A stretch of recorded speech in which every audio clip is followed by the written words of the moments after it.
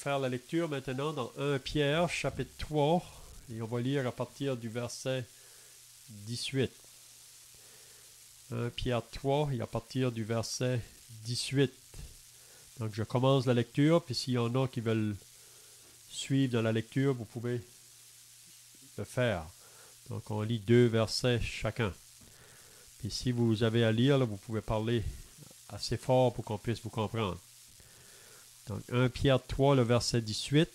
Christ aussi a souffert une fois pour les péchés, lui juste pour des injustes, afin de nous amener à Dieu, ayant été mis à mort quant à la chair, mais ayant été rendu vivant quant à l'esprit, dans lequel aussi il est allé prêcher aux esprits en prison, qui autrefois avaient été incrédules lorsque la patience de Dieu se prolongeait au jour de Noé, pendant la construction de Pour l'arche, l'étude? D'accord. dans lequel un petit nombre de personnes, c'est-à-dire 8, furent Allô, Léon, c'est bon? sauvées à travers l'eau. Cette eau était une figure du baptême qui n'est pas la purification des souillures du corps, mais l'engagement d'une bonne conscience envers Dieu et qui maintenant vous sauve, vous aussi, par la résurrection de Jésus-Christ, qui est à la droite de Dieu, depuis qu'il est allé au ciel, et que les anges, Léon? les autorités Est-ce que t'es encore et là? les puissances ont été soumis. il y a C'est quelqu'un qui... Linda? Ainsi donc, Oui, oui. Christ ayant souffert dans la chair, Ah, ok, parfait. vous aussi armez-vous de la même pensée. Car celui qui a souffert dans la chair, on a fini avec le péché. Donc, on est dans 1 Pierre 4 maintenant et au verset 2. 1 Pierre 4, le verset 2. Si quelqu'un veut lire le verset 2, on va lire jusqu'au verset 6. Là. Donc, le verset 2 du chapitre 4. Afin de vivre non plus selon les convoitises des hommes, mais selon la volonté de Dieu, pendant le temps qui lui reste à vivre dans la chair. C'est assez en effet d'avoir dans le temps passé accompli la volonté des païens en marchant dans la dissolution, les convoitises, l'ivrognerie, les excès du manger et du boire et les idolâtries criminelles. Aussi trouve-t-il étrange que vous ne vous précipitez pas avec eux dans le même débordement de débauche, et ils vous calomnient. Ils rendront compte à celui qui est prêt à juger les vivants et les morts. Car l'évangile a été aussi annoncé aux morts, afin que après avoir été jugés comme les hommes, quant à la chair, ils vivent selon Dieu, quant à l'esprit. Amen. La fin de toutes choses est proche. Soyez donc sages et sobres pour vaquer à la prière. Amen. On va arrêter là pour ce matin dans notre lecture. Donc, si vous étiez là la semaine passée, on avait regardé là l'importance du témoignage chrétien. Parce que chaque personne qui est née de nouveau, qui a cru en Jésus pour le recevoir comme Sauveur et Seigneur, Dieu veut que nous portions un témoignage sur la terre. Puis vous savez que si vous avez à parler de votre Sauveur à ceux qui vous entourent, soit vos familles, soit vos voisins, soit des collègues de travail, ou même les étudiants dans lesquels vous êtes, c'est possible qu'en voulant parler de lui, vous allez rencontrer de l'opposition, ou même de la persécution, ou de la moquerie, parce que nous vivons dans un monde qui est sous la puissance du mal. C'est vraiment le diable qui règne dans ce monde. Mais pour nous qui sommes sauvés, qui sommes nés de nouveau, notre responsabilité, c'est de transmettre le message de l'Évangile.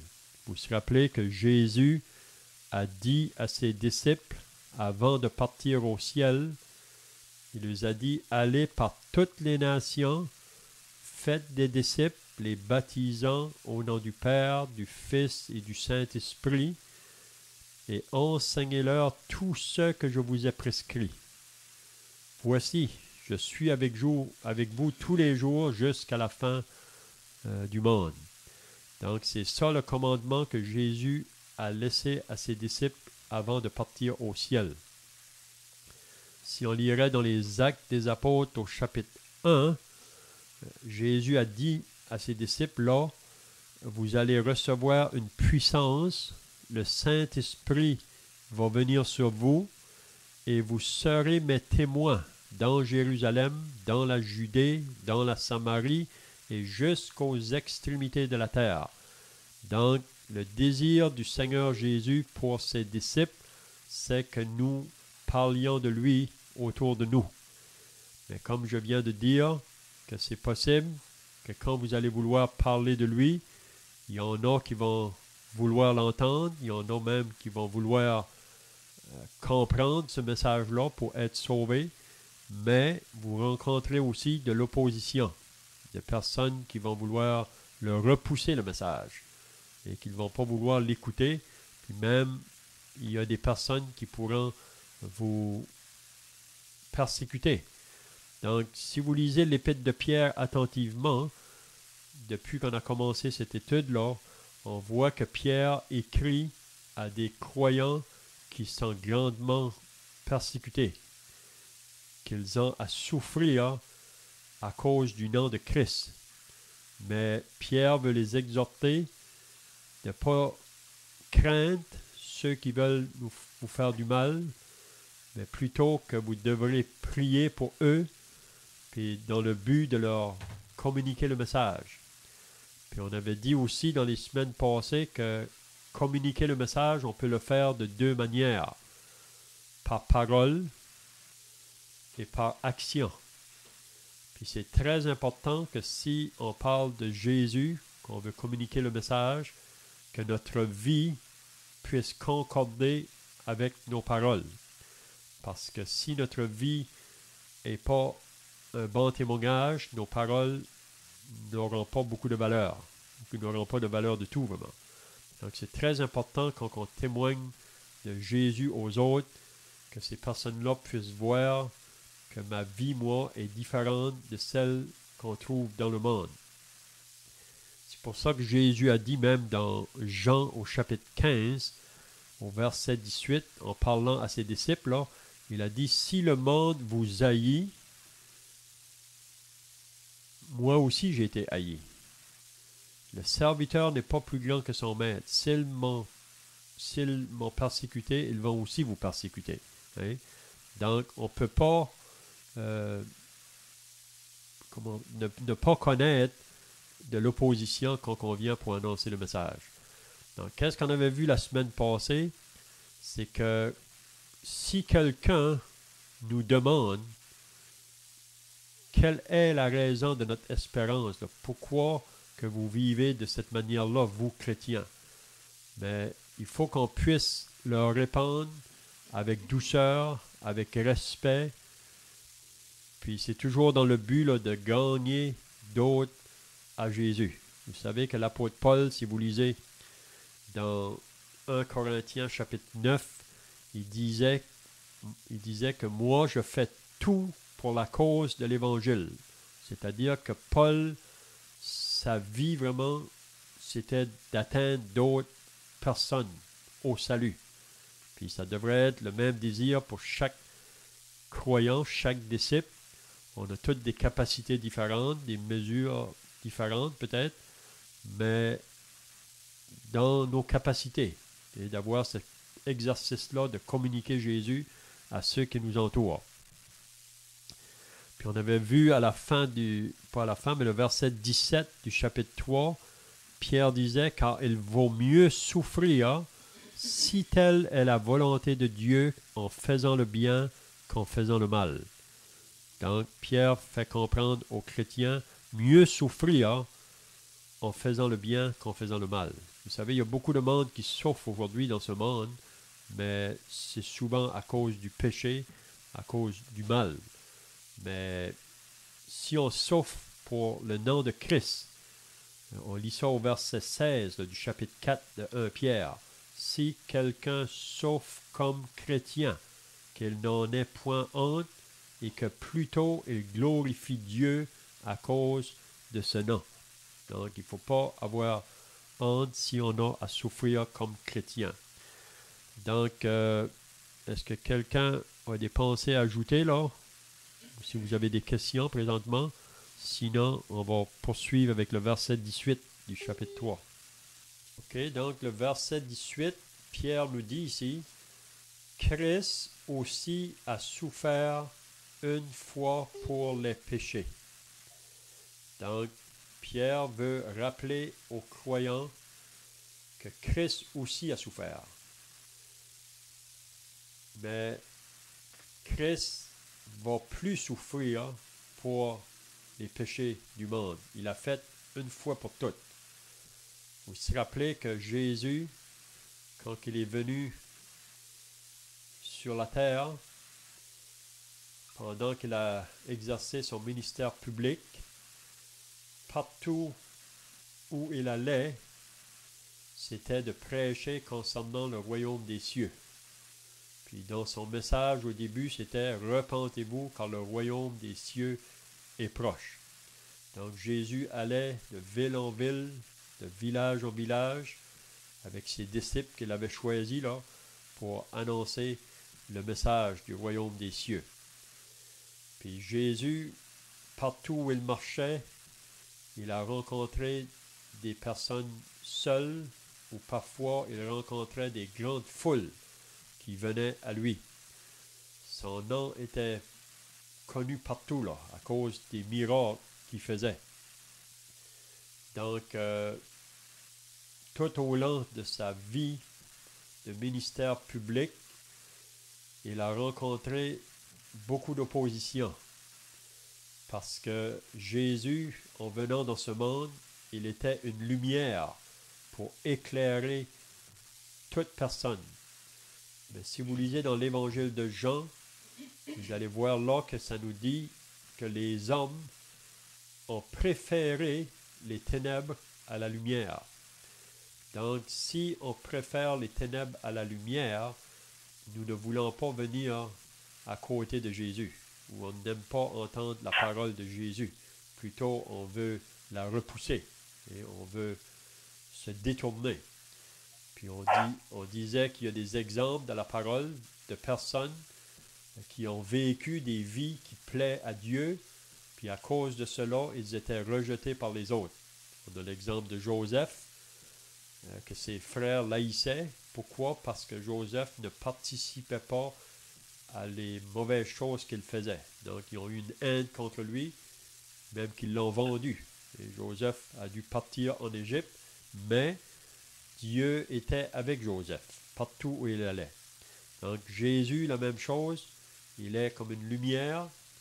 On lit dans Jean au chapitre 1, il est venu chez les siens, c'est-à-dire son peuple, les Juifs, mais les siens ne l'ont point reçu. Donc, comme nation, les Juifs l'ont rejeté, ils ne l'ont pas reçu, ils ne l'ont pas reconnu comme le Messie. Mais il y a des individus dans la nation qui l'ont reçu. Donc, c'est pour ça qu'on lit par la suite, mais à tous ceux qui l'ont reçu, à ceux qui croient en son nom, il leur a donné le pouvoir de devenir enfants de Dieu. Donc, pour devenir un enfant de Dieu, il faut croire en Jésus. Il faut le recevoir comme Sauveur et Seigneur. À moins de croire en Jésus pour le recevoir, on ne peut pas devenir enfant de Dieu. C'est par lui, hein? Parce que lui-même a dit « Je suis le chemin, la vérité et la vie. Personne ne vient au Père que par moi. » Donc, pour aller à Dieu ou pour aller au ciel, il faut passer par Jésus. Jésus est le seul remède, la seule provision que Dieu a pourvue pour qu'on puisse avoir nos péchés de pardonner. Si vous lisez dans les Actes des Apôtres, au chapitre 10, c'est le verset 43 qui nous dit que tous les prophètes rendent de lui le témoignage que quiconque croit en lui reçoit par son nom le pardon des péchés. Donc, c'est en Jésus qu'on peut avoir nos péchés pardonnés. Donc, Jésus, tout au long de sa marche, il était l'homme qui apportait du bien à tous ceux qui venaient en contact avec lui. Si vous vous rappelez de la femme samaritaine dans Jean au chapitre 4, qui était venue pour puiser de l'eau. Puis vous savez que quand elle est arrivée au puits, Jésus se trouvait là, assis au bord du puits. Puis Jésus a dit à cette femme, « Donne-moi de l'eau. » Mais elle, qui était une Samaritaine, vous savez que dans ces jours-là, les Samaritains et les Juifs n'avaient aucune relation, même qu'il y avait de la haine un envers l'autre. Donc, elle ne pouvait pas comprendre pourquoi est-ce que Jésus lui demandait à elle, qui était Samaritaine, de l'eau à boire. Puis vous vous rappelez qu'est-ce que Jésus lui a dit? Si tu connaissais le don de Dieu, toi-même tu lui demanderais de l'eau à boire.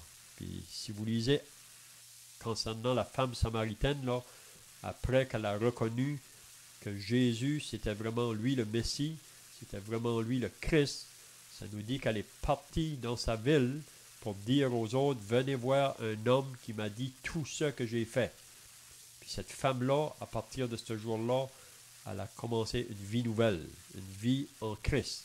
Hein? Donc, Jésus continue son chemin.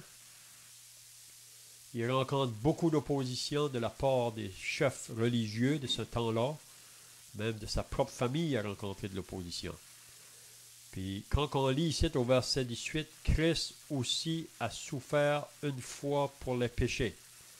Donc, on sait que même pendant sa vie, il a rencontré de l'opposition. Il a souffert de l'opposition parce qu'il annonçait le message. Mais on voit à la fin de sa vie, quand il va aller dans le jardin de Gethsémane avec ses disciples, puis Jésus commençait à éprouver des angoisses, des frayeurs, parce que lui qui était Dieu, qui connaissait tout en avance, il savait qu'est-ce qui allait venir sur lui. Mais Jésus, comme le bon berger, il va donner sa vie. Il ne va pas reculer. Et il va aller jusqu'au bout. Il va faire la volonté du Père. Puis ça nous dit que là, dans le jardin, il a demandé à 3 de ses disciples de venir avec lui. Puis là, lui s'est éloigné. Puis ça nous dit qu'il s'est jeté par terre. Puis sa sueur est devenue comme des grumeaux de sang, tellement il transpirait. Puis ça nous dit qu'il a fait une prière. Père, s'il est possible, éloigne cette coupe de moi. Non pas ma volonté, mais que ta volonté soit faite. Puis ça nous dit qu'il s'est levé, il est venu voir ses disciples, qu'il a trouvés endormis. Il leur a dit, vous n'avez pas pu veiller 1 heure avec moi. Veillez et priez, car l'esprit est bien disposé, mais la chair est faible. Puis il a retourné de nouveau, puis il a fait cette prière-là 3 fois. Père, s'il est possible, éloigne cette coupe de moi. Puis ça nous dit qu'après qu'il a prié 3 fois, les soldats sont arrivés avec Judas, un des apôtres qui l'a trahi. Judas avait dit, celui que je vais baiser, c'est lui, il faut le saisir. Puis ça nous dit que Jésus, quand il a vu ces hommes-là pour venir l'arrêter, ça dit qu'il s'est avancé. Puis il leur a dit, qui cherchez-vous? Ils ont dit, on cherche Jésus de Nazareth. Jésus a dit, c'est moi. Puis quand il leur a dit, c'est moi, tous les hommes ont tombé par terre. Vous savez, Jésus avait la puissance de pouvoir arrêter ces hommes de mettre la main sur lui. Mais Jésus a donné sa vie. Il est venu pour donner sa vie. Donc, il s'est laissé prendre par ces hommes, même qu'ils l'ont lié. Puis ça nous dit qu'ils l'ont conduit vers les chefs religieux de ce temps-là, les chefs qui avaient de la haine contre Jésus. Puis ensuite, ces chefs-là l'ont transféré à Pilate, le gouverneur romain. Pilate, en parlant avec Jésus, il ne pouvait pas trouver aucun mal en lui. Il ne pouvait pas trouver de mal en lui. Il a essayé à plusieurs reprises de le faire relâcher, mais sous l'insistance de la foule, Pilate a cédé à la foule. Pilate a fait un choix. Pilate aurait pu le relâcher, hein, il était en autorité, mais il s'est laissé emporter par la foule. Puis la raison pourquoi, c'est parce que Pilate ne voulait pas perdre sa position de gouverneur. Parce que si on va prendre position pour Jésus, il faut qu'on soit prêt à perdre notre vie ici-bas.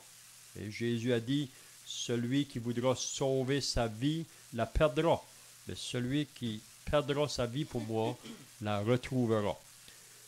Donc, Christ aussi a souffert une fois pour les péchés. Vous vous rappelez que Jésus a dit à Pilate, « Si mon royaume était de ce monde, mes serviteurs combattraient pour moi, mais mon royaume n'est pas de ce monde. » Donc, Jésus, avant qu'il va venir sur la terre pour régner, il fallait qu'il vienne pour souffrir et mourir, afin que nous, les pécheurs, nous puissions avoir nos péchés de pardonner, lavés, pour qu'on puisse être réconciliés à Dieu. C'est ça vraiment qu'il nous dit dans le passage ici. Donc, après que Pilate l'a interrogé, la foule a crié, il faut le crucifier. Puis ça nous dit que Pilate a livré Jésus aux soldats. Puis les soldats, ça nous dit qu'ils l'ont battu de verge. Donc Christ aussi a souffert. Ensuite, qu'est-ce qu'ils ont fait, les soldats? Ils ont pris une couronne d'épines pour le poser sur la tête de Jésus. Puis ça nous dit qu'ils frappaient dessus pour l'enfoncer dans son crâne. Donc ça, c'est nos péchés qui ont causé ces souffrances-là à Jésus. Ensuite, on lit qu'ils ont craché sur lui. Et le créateur de l'univers, on a osé de cracher sur lui. On l'a frappé à coups de poing. On s'est moqué de lui. Mais Jésus, comme une brebis muette, il disait aucun mot. Il se laissait prendre. Puis ensuite, qu'est-ce qu'on a fait avec Jésus? On l'a apporté sur le mont Golgotha. Puis c'est là qu'on l'a attaché sur la croix. Puis on l'a élevé entre deux brigands. Puis sur la croix, j'ai une question maintenant pour vous autres. Sur la croix, quelle a été la première parole que Jésus a mentionnée sur la croix? Est-ce que quelqu'un peut dire? Père, pardonne-leur, car ils ne savent pas ce qu'ils font. C'est ça. C'était les paroles de Jésus. Père, pardonne-leur, car ils ne savent pas ce qu'ils font. Donc Jésus, après avoir connu tout ce mépris, cette moquerie, ce rejet de la part des hommes, pouvait dire « Père, pardonne-leur ». Donc encore aujourd'hui, Jésus offre le pardon. On sait qu'il y a beaucoup aujourd'hui qui continuent encore à pécher contre lui, à l'injurier, à se moquer de lui, mais Jésus dit « Pardonne-leur, car ils ne savent pas ce qu'ils font ». Parce que beaucoup de gens aujourd'hui marchent dans l'ignorance vraiment de la parole de Dieu, puis souvent ils agissent parce qu'ils sont poussés par les chefs religieux de ce monde, la religion des hommes, comme dans le temps de Jésus, vous savez, c'était les chefs religieux qui poussaient la foule à crier de le faire crucifier. Mais Jésus sur la croix, il a mentionné 7 paroles sur la croix. Mais ça, c'est sa première parole. Puis l'avant-dernière parole, la 6e, est-ce que vous vous rappelez qu'est-ce qu'il a dit juste avant la dernière parole qu'il a dit? Est-ce que vous vous rappelez?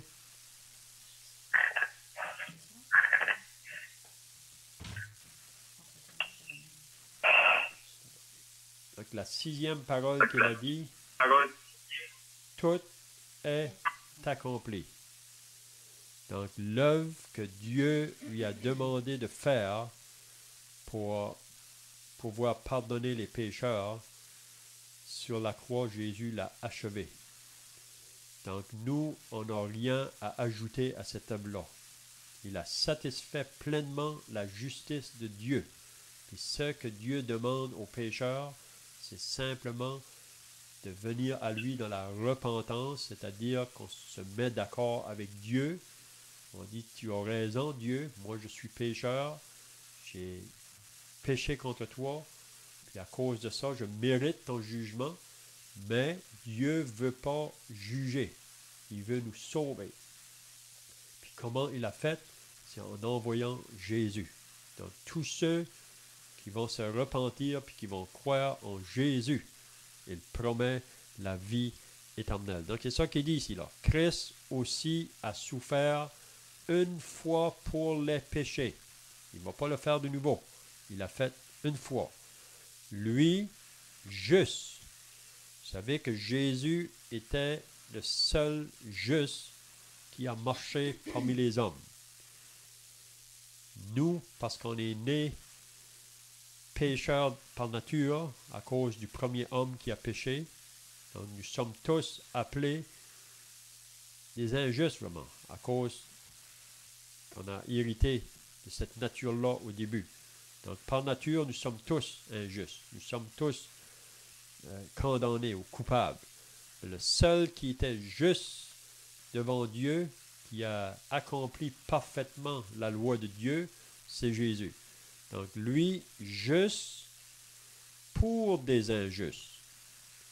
Donc, le juste pour des injustes. Les injustes, c'est chacun de nous. C'est moi et toi. Donc, lui a souffert une fois pour les péchés, lui juste pour les injustes, afin de nous amener à Dieu. Donc, l'innocent qui donne sa vie pour les coupables. Et c'est nous qui méritions d'être frappés de Dieu. C'est nous qui avons péché contre Dieu, mais Jésus a été prêt à prendre notre place. Donc, c'est pour ça qu'on lit dans la parole de Dieu, celui qui croit au Fils a la vie éternelle. Mais celui qui ne croit pas au Fils ne verra point la vie éternelle, mais la colère de Dieu va demeurer sur lui.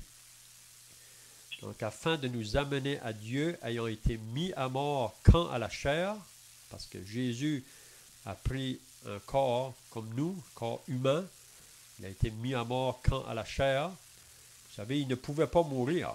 Jésus ne pouvait pas mourir parce qu'il était l'homme sans péché. La raison qu'il est mort, c'est parce qu'il a donné sa vie.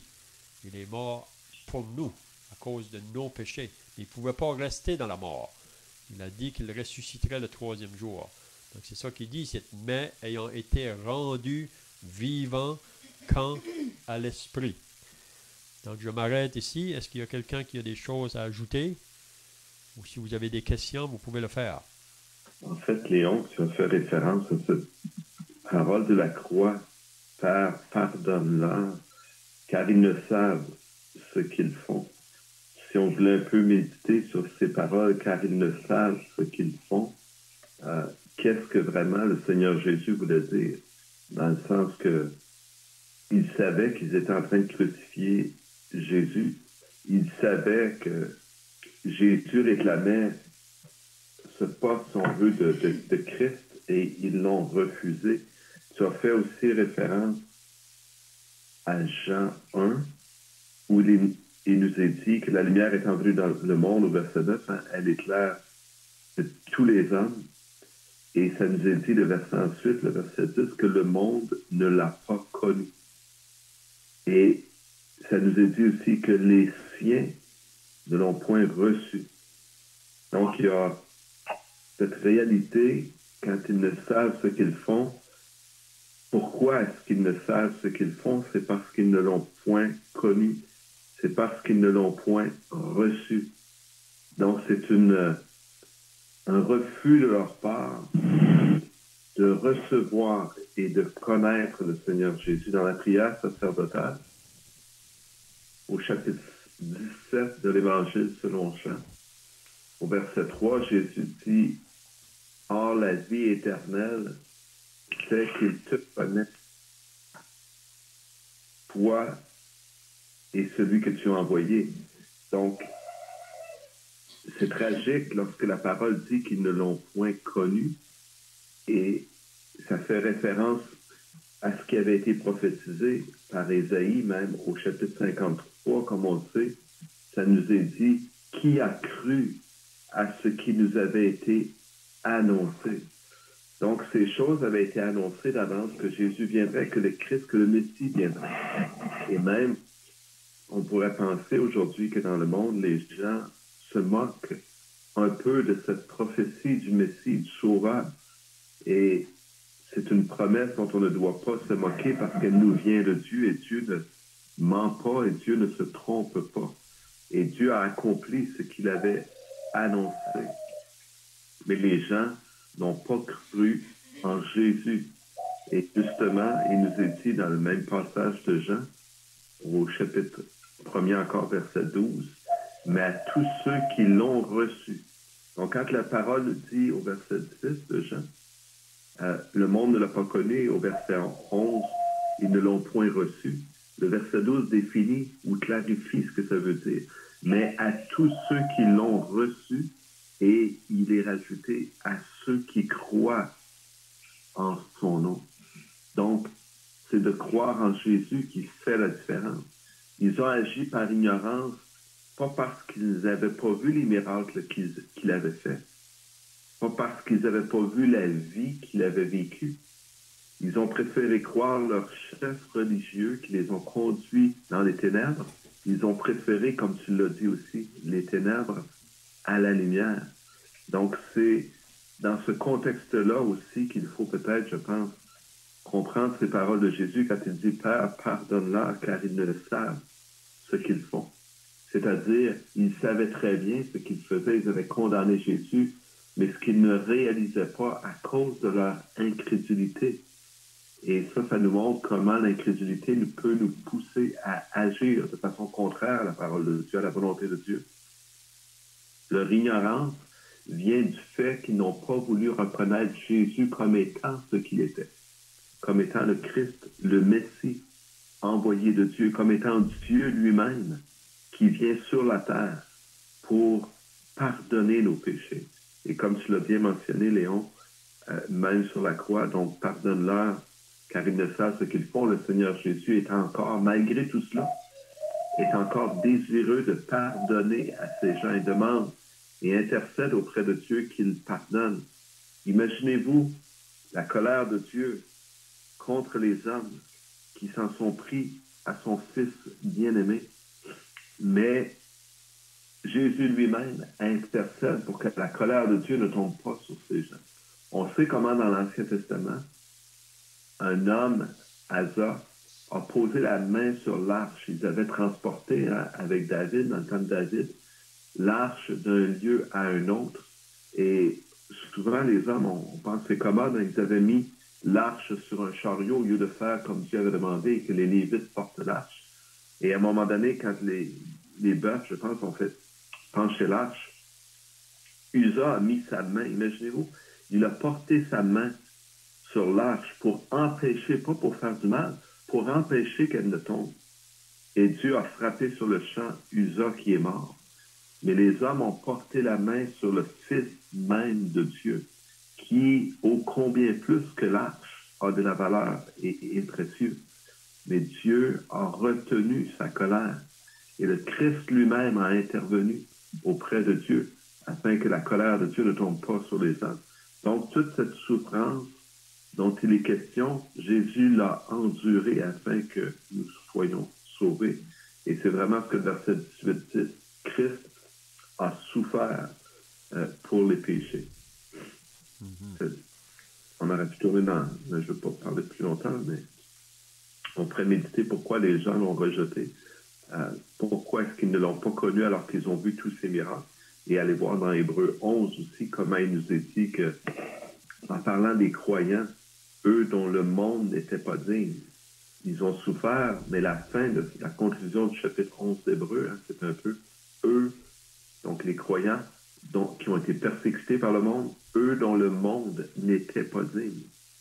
Et si la parole de Dieu dit des gens, des croyants, eux dont le monde n'était pas digne, imaginez-vous ce que peut dire Dieu au sujet de son Fils, eux dont le monde n'était pas digne, eux dont nous n'étions pas dignes que Jésus meure pour nous. Nous n'étions pas dignes qu'il vienne même dans ce monde. Mais Dieu, dans son amour, a voulu qu'il en soit ainsi. Il a envoyé son Fils jusqu'à la croix du Calvaire pour nous. Je voulais juste rajouter un peu ses pensées sur la souffrance, mais aussi sur car ils ne savent ce qu'ils font. On a une décision à prendre. On peut agir par ignorance, mais Dieu communique, prêche la parole, annonce la vérité, afin qu'on ne demeure pas dans cette ignorance. Et à un moment donné, si on décide de rester dans cette ignorance, si on refuse d'ouvrir les yeux, de voir la vérité, le jugement de Dieu devra tomber sur nous. Il faut réaliser que si Dieu a permis que le jugement tombe sur son Fils, à combien plus forte raison, si nous ne sommes pas purifiés de tout péché, le jugement de Dieu tombera sur chacun de nous. C'est ça qu'on lit dans 1 Corinthiens 15 aussi, hein, quand il dit « Car Christ est mort pour nos péchés. Il a été enseveli, il est ressuscité selon les Écritures. Christ est mort pour nos péchés. » Donc, notre temps est pas mal écoulé, mais on peut peut-être juste dire là, quand il dit au verset 18 encore, « Mais ayant été rendu vivant quant à l'Esprit, dans lequel aussi il est allé prêcher aux esprits en prison. » Donc ici, qu'est-ce que Pierre veut dire? C'est que cet même esprit qui était en Christ, cet esprit-là, au jour de Noé, Noé vraiment était l'homme qui a été utilisé par Dieu dans sa génération. Donc il avait le même esprit que Christ. L'esprit de Christ parlait par Noé, si on peut dire, dans ce temps-là. Vous savez que le monde était dans la méchanceté, que le cœur de l'homme était porté vers le mal, la terre était pleine de corruption, elle était corrompue. C'est ça qu'on lit dans Genèse au chapitre 6. Puis c'est la raison pourquoi que Dieu va envoyer le jugement de l'eau sur la terre. Mais avant qu'il envoie son jugement, il va avertir les gens. Puis il le fait encore aujourd'hui. Vous savez que ce monde ici va bientôt être sous des grands jugements à cause du péché. Mais Dieu, encore aujourd'hui dans sa patience, il veut encore interpeller le monde de se repentir, de changer de vie pour croire en lui, dans la repentance et dans la foi en son Fils. Donc Noé, comme prédicateur, Dieu lui a demandé de construire un grand bateau, un arche, puis le bateau allait être le seul moyen de refuge pour que cette génération-là puisse échapper le jugement. Mais si vous vous rappelez, pendant 100 ans, Noé était un prédicateur. Puis il disait aux gens autour de lui, il faut se repentir parce que le jugement va venir sur cette terre. Dieu a dit qu'il va juger. Donc, à moins de se repentir, vous allez aller dans le jugement. Donc, si vous vous rappelez, 7 jours avant le déluge, Dieu a dit à Noé d'entrer dans l'arche avec sa famille. Puis on peut voir Noé, là, 7 jours avant, à la porte de l'arche, pour inviter encore les gens de venir. Il faut entrer. La porte est encore ouverte. Mais triste.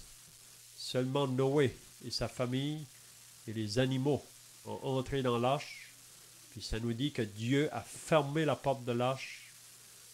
Puis là, la pluie a commencé à tomber. Puis tous ceux qui ont refusé de croire au message de Noé ont tous péri dans le déluge.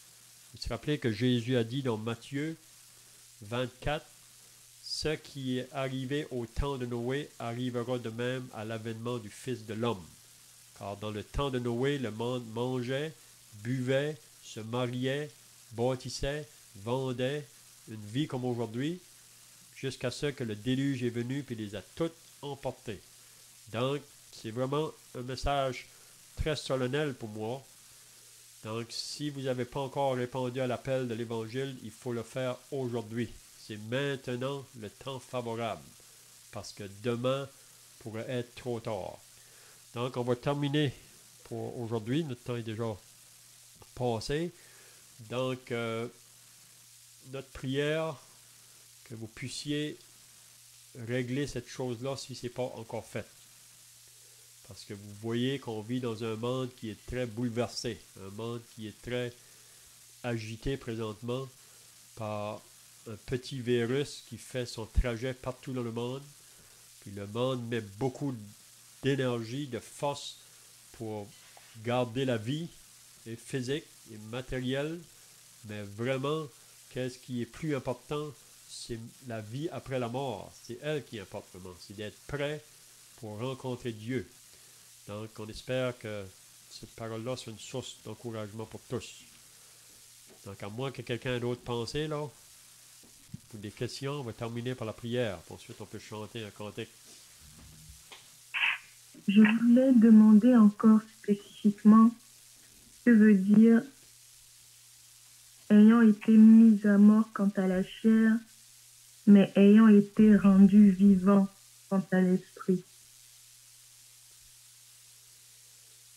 Je pense que c'est comme j'ai dit tout à l'heure, que Jésus, comme un vrai homme, il était un homme dans la chair. La seule chose qui avait des différences de nous, qui n'avait pas la nature du péché en lui. Et on voit ça dans la parole de Dieu. Jésus n'avait pas cette nature-là de péché. Mais comme un vrai homme, il est mort dans son corps, si on peut dire. Mais comme j'ai dit, la mort ne pouvait pas le retenir. Parce qu'il était l'homme parfait. Vous savez, la raison que l'homme meurt, c'est parce qu'on est des pécheurs. Hein?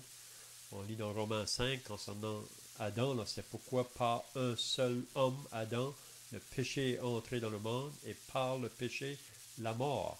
Et ainsi, tous, on va tous mourir à un moment donné parce qu'on a tous péché, excepté Jésus. Hein? Donc, je ne sais pas si ça répond à ta question, Linda. Oui, et est-ce que la partie rendue vivant fait référence à sa résurrection? Oui, c'est ça. On pourrait dire ça, oui. On pourrait peut-être aussi dire, comme Jésus l'a dit, si le grain de blé ne tombe en terre, s'il ne meurt, il ne porte pas la vie. Et ça fait vraiment référence à cette pensée que le Christ est mort afin de nous donner la vie, afin de nous communiquer cette vie qui vient de lui. Merci. Bien, on va terminer par la prière. Notre Dieu et notre Père, nous voulons maintenant terminer par la prière, réalisant que ta parole nous a été donnée pour nous éclairer. Elle est une lampe à nos pieds, une lumière sur notre sentier. On te prie que ce matin, ta parole puisse être une source de bénédiction pour tous ceux qui étaient présents pour l'entendre. Donc nous remettons le reste de ce jour entre tes mains, au nom du Seigneur Jésus. Amen.